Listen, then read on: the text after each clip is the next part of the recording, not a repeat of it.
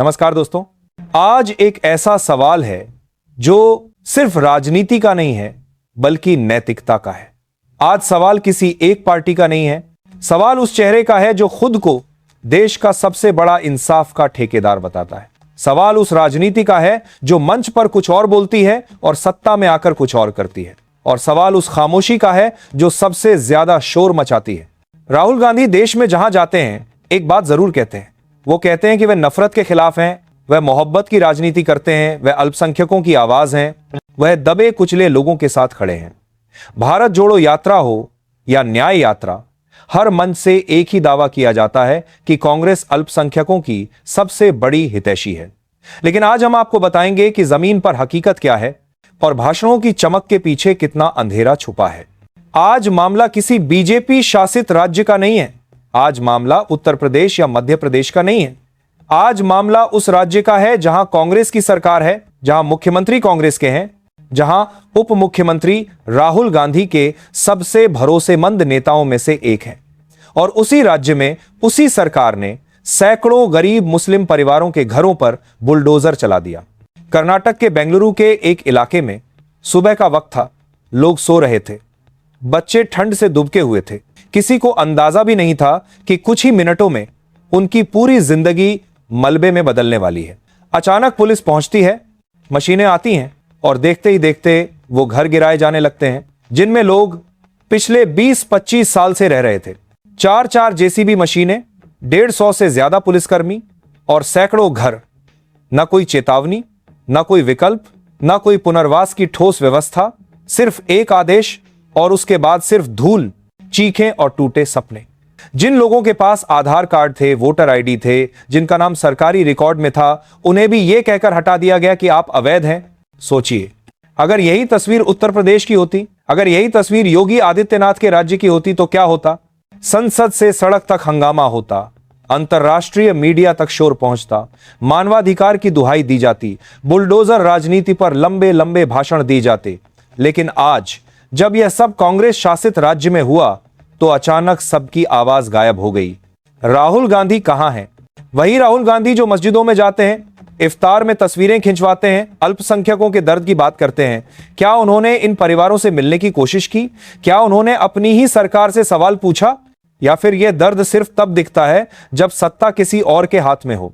कांग्रेस सरकार का जवाब बड़ा दिलचस्प है। कहा गया कि यह सरकारी जमीन थी, झील के किनारे अतिक्रमण था, पर्यावरण बचाने के लिए कार्रवाई जरूरी थी। सवाल यह नहीं है कि कार्रवाई सही थी या गलत, सवाल यह है कि कार्रवाई का तरीका क्या था। क्या रात के अंधेरे में बिना नोटिस, बिना वैकल्पिक व्यवस्था के सर्दी में बच्चों को सड़क पर छोड़ देना ही न्याय है? उप मुख्यमंत्री कहते हैं कि हम बुलडोजर की राजनीति में विश्वास नहीं रखते, लेकिन जमीन पर 4 बुलडोजर खड़े थे, पुलिस बल तैनात था और घर गिराए जा रहे थे। अगर इसे बुलडोजर कार्रवाई नहीं कहते तो फिर इसे क्या कहेंगे? यही वो दोहरा चरित्र है जिस पर आज सवाल उठ रहा है। कांग्रेस पार्टी जब विपक्ष में होती है तो हर कार्रवाई तानाशाही लगती है, और जब सत्ता में होती है तो वही कार्रवाई विकास बन जाती है। यही वजह है कि आज कर्नाटक में कांग्रेस को लेकर गुस्सा है। स्थानीय चुनावों में जो नतीजे आए उन्होंने साफ संकेत दिया कि जनता अब सिर्फ भाषणों से प्रभावित नहीं होने वाली। यह भी कहा जा रहा है कि कांग्रेस को लगता था कि अल्पसंख्यक वोट बैंक उनका स्थायी खजाना है, कि चाहे जो हो जाए वोट वहीं पड़ेगा। लेकिन जब वोटों में थोड़ा भी बदलाव दिखा तो बौखलाहट सामने आ गई, और उसी बौखलाहट में यह कठोर कदम उठाया गया। यह राजनीति सिर्फ एक समुदाय की नहीं है, यह राजनीति सत्ता के नशे की है, जहां इंसान नहीं सिर्फ वोट दिखते हैं। काम निकल जाने के बाद संवेदनाएं खत्म हो जाती हैं। और यही वजह है कि आज वही कांग्रेस जो मानवाधिकार की बातें करती हैं खुद सवालों के घेरे में है। आज विपक्षी दल सवाल पूछ रहे हैं, आज आम लोग सवाल पूछ रहे हैं, आज सोशल मीडिया पर सवाल पूछे जा रहे हैं। लेकिन सबसे बड़ा सवाल राहुल गांधी से है। क्या आपका न्याय सिर्फ भाषणों तक सीमित है? क्या आपकी मोहब्बत की दुकान सिर्फ कैमरों के सामने खुलती है? क्या आपकी राजनीति का पैमाना सिर्फ यह है कि कार्रवाई कौन कर रहा है?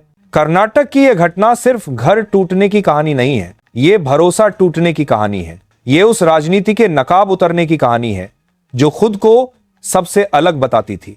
और अब जनता धीरे धीरे समझ रही है कि चेहरे बदल सकते हैं, नारे बदल सकते हैं, लेकिन अगर नीयत वही रहे तो नतीजा भी वही होता है। आज जरूरत इस बात की है कि सवाल पूछे जाएं, सत्ता से भी, विपक्ष से भी, क्योंकि लोकतंत्र में सबसे बड़ा धर्म सवाल करना है। और जब सवालों से डर लगने लगे तब समझ लीजिए कि कहीं ना कहीं कुछ बहुत गलत हो रहा है। आज कर्नाटक में जिन परिवारों के घर टूटे हैं वे कोई अचानक आए लोग नहीं थे, वे कोई 1-2 महीने पहले बसने वाले लोग नहीं थे। वे लोग सालों से वहां रह रहे थे। उन्होंने वहीं अपने बच्चे पैदा किए, वहीं स्कूल भेजे, वहीं मेहनत मजदूरी करके अपना जीवन चलाया। उनके पास कागज थे, पहचान थी, वोट देने का अधिकार था। लेकिन जब बुलडोजर आया तो उनकी पहचान सिर्फ इतनी रह गई कि वे रास्ते की रुकावट हैं। यही वो पल होता है दोस्तों, जब सरकार की असली संवेदनशीलता सामने आती है। कानून सिर्फ किताबों में नहीं होता, कानून इंसानों के लिए होता है।